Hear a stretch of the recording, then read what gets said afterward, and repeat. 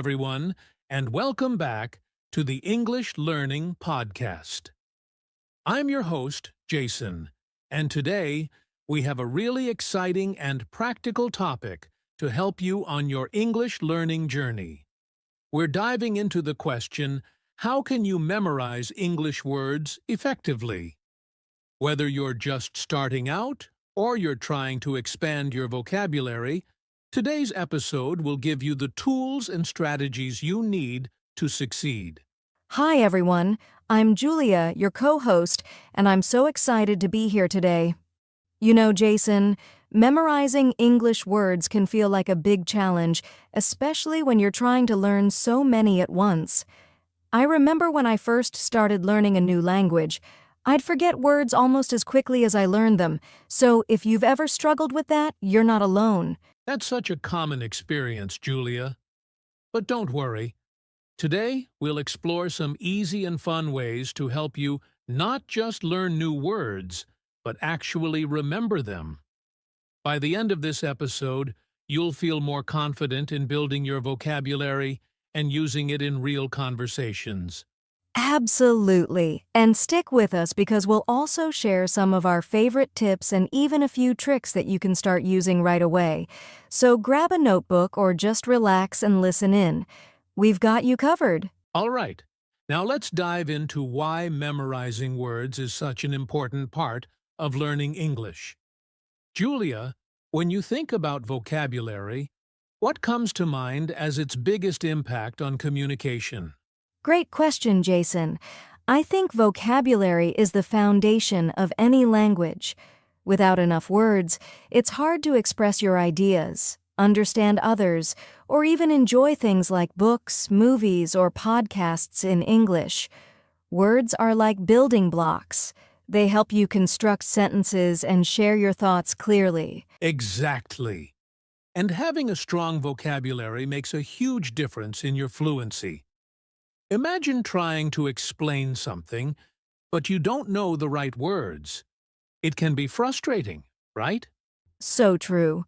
And let's not forget how vocabulary also affects confidence. When you know the words you need, you feel more comfortable speaking or writing. You don't second-guess yourself as much, which makes communication smoother. That's a great point. Plus, vocabulary is also key for understanding. When you're listening to someone speak or reading a text, knowing more words means you can follow along more easily without stopping to translate or look things up. Right. And one of my favorite things about learning new words is how it opens up new opportunities. Whether it's getting better at your job, making friends from other countries, or traveling, vocabulary connects you to the world. Well said, Julia. So, if you're listening and wondering why we're emphasizing this, it's because building your vocabulary is one of the fastest ways to improve your overall English skills. Now, let's talk about the challenges that many learners face when trying to memorize new words, and how to overcome them. All right? Now that we know why vocabulary is so important, let's talk about the challenges learners face when trying to memorize new words. Julia, what do you think is the most common problem people encounter? Good question, Jason. One of the biggest challenges is forgetting words quickly. You know, you learn a new word today, but by tomorrow, or even in a few hours, it's gone. That can feel so frustrating and discouraging. Absolutely. That's something so many learners experience. Another challenge I hear about often is struggling to use the word in context. You might know the word, but when it's time to use it in a sentence, you freeze. Yes. And I think a lack of practice makes it harder to remember words too. If you don't review or use the word regularly, it just fades away. It's like trying to remember a friend's phone number you never dial. Exactly. And here's another one. Pronunciation. Sometimes learners avoid using a word because they're not sure how to say it correctly, and that hesitation makes it harder to remember the word over time. That's so true. Another issue I've heard is trying to learn too many words at once. If you're studying a big list of words, it can feel overwhelming and your brain doesn't know what to focus on. Yes, and that can lead to confusion, especially when words look or sound similar. For example, words like affect and effect. People mix those up all the time. Exactly. And let's not forget boredom. If the learning process isn't fun or engaging, it's easy to lose motivation. That's why some people give up before they make real progress. Great point, Julia. So, if you've faced any of these challenges, don't worry. You're not alone. In fact, it's totally normal. But here's the good news. For every challenge, there's a solution. And that's what we're going to dive into next. Now that we've talked about the challenges, let's get to the good part. How to overcome them. Julia, what's your go-to tip for memorizing words? One of my favorites is using flashcards. They're simple but so effective. You can write the word on one side and the meaning or a sentence on the other. And with apps like Anki or Quizlet, you can even create digital flashcards that you can review anywhere. Absolutely. Another technique I love is learning words in context. Instead of just memorizing the word run, try to use it in a sentence like, I run every morning. This helps you understand how the word works in real life. Flashcards are great. I'd add to that by saying it's helpful to include images or pictures on your flashcards. Associating a word with a visual makes it much easier to remember. For example, if you're learning the word apple, seeing a picture of an apple can make it stick in your mind. Great tip. And speaking of context, reading and listening to English content is a fantastic way to learn vocabulary naturally. Whether it's books, articles, podcasts, or TV shows, you'll encounter new words and see how they're used in different situations. That's so true, Jason. And here's another one, spaced repetition. This is a method where you review words at increasing intervals, like after 1 day, then 3 days, then a week. It's proven to help you move words into your long-term memory. Yes, spaced repetition is powerful. And if you're someone who likes writing, keeping a vocabulary journal can work wonders. Write down new words, their meanings, and example sentences. Then review your journal regularly. I love that idea. Another fun technique is creating stories or associations with the words. For example, if you're learning the word giant, you could picture a giant holding a dictionary. The sillier the story, the easier it is to remember. That's a great one, Julia. And don't forget the importance of practicing pronunciation. Use tools like Google Translate or language apps to hear how a word is pronounced, and then say it out loud. This makes you more confident and helps cement the word in your memory. Good point, Jason. And here's one more. Label things around you in English. For example, stick a note that says refrigerator on your fridge. Seeing these labels every day helps you learn without even trying. These are all fantastic strategies.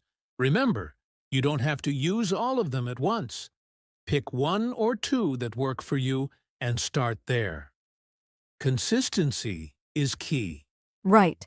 And to make it fun, try combining these methods, like using flashcards and then testing yourself by writing short stories with the new words you've learned.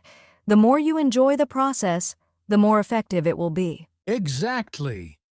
So, to our listeners, take a moment to think about which of these tips you'd like to try first.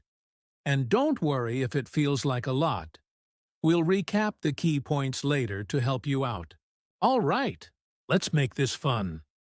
We're going to do a quick interactive activity to test your memory and help you practice some of the tips we just shared. Julia, are you ready to help me out? Of course, Jason. Let's give our listeners a chance to try out what they've learned. Here's how it works. I'll give you a word, and you'll have a few seconds to think of its meaning and use it in a sentence. Ready, everyone? Let's start easy. Here's the first word. Happy. What does it mean? Can you use it in a sentence? Okay, here's an example.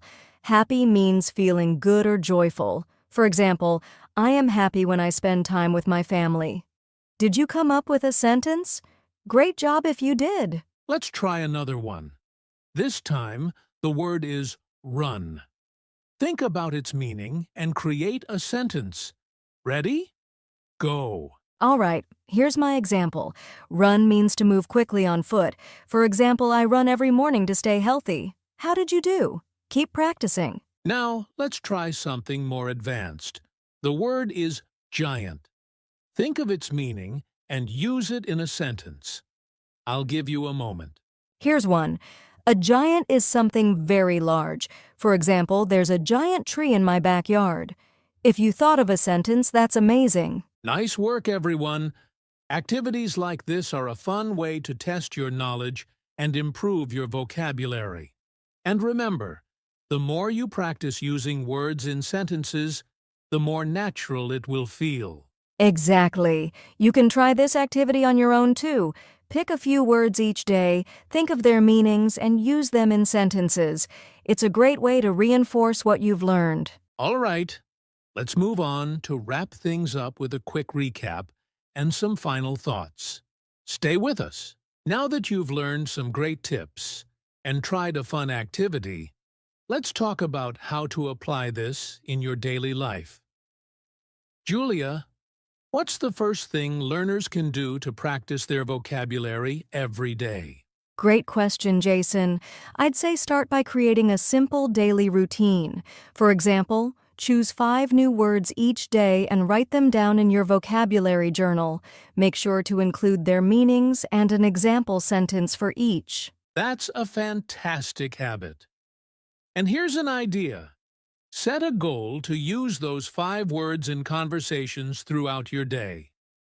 It could be while chatting with friends, writing a message, or even speaking to yourself. Exactly, and don't worry if you don't have someone to practice with.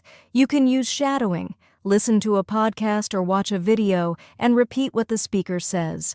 Try to include the new words you've learned. Shadowing is such a powerful technique. Another practical tip is to immerse yourself in English as much as possible. Change your phone's language settings to English. Watch movies or TV shows with subtitles. And try reading articles or books in English. That's so helpful, Jason. And if you're someone who enjoys technology, there are apps like Duolingo, Memrise, or Anki that can help you practice vocabulary in a fun and interactive way. Good suggestion, Julia. And let's not forget about writing. Keep a daily journal in English. Write about your day, your thoughts, or even create short stories using the new words you've learned. Writing helps reinforce memory. Absolutely. And here's one more idea. Use a language buddy or join an online community. There are so many forums and groups where you can practice writing or speaking in English with other learners. That's a great way to make learning social and interactive. And if you're too shy to speak to someone, try recording yourself speaking the new words and listening to how you sound. It helps build confidence and improve pronunciation. Such practical tips, Jason. And remember, consistency is the key. Even small steps like learning a few words a day and using them can lead to big improvements over time. Exactly, Julia. To our listeners, don't stress about perfection. Focus on progress and have fun with the process. Every word you learn brings you one step closer to fluency. Well said, Jason. Let's move on to our recap and final thoughts to wrap things up. We've covered a lot today, haven't we, Julia? From understanding why memorizing words is important to overcoming challenges, learning practical tips, and even testing your skills with an activity. That's right, Jason. And the key takeaway is that learning vocabulary doesn't have to be boring or difficult. With the right techniques, like using flashcards, creating stories, and practicing consistently, you can make it a fun and rewarding part of your journey. Exactly. To all our listeners, remember to take small, consistent steps. Start with a few words each day, use them in sentences, and keep practicing. Progress might feel slow at first, but every effort you make adds up. And we'd love to hear from you. What's your favorite way to learn new words? Or do you have a technique we didn't mention? Share it in the comments or message us directly. We'd love to include your ideas in future episodes. Also, don't forget to subscribe to our podcast and check out the playlist for more episodes. If you found today's tips helpful, share this episode with your friends or anyone who's learning English. It might help them too. And one last thing, take what you've learned today and put it into action.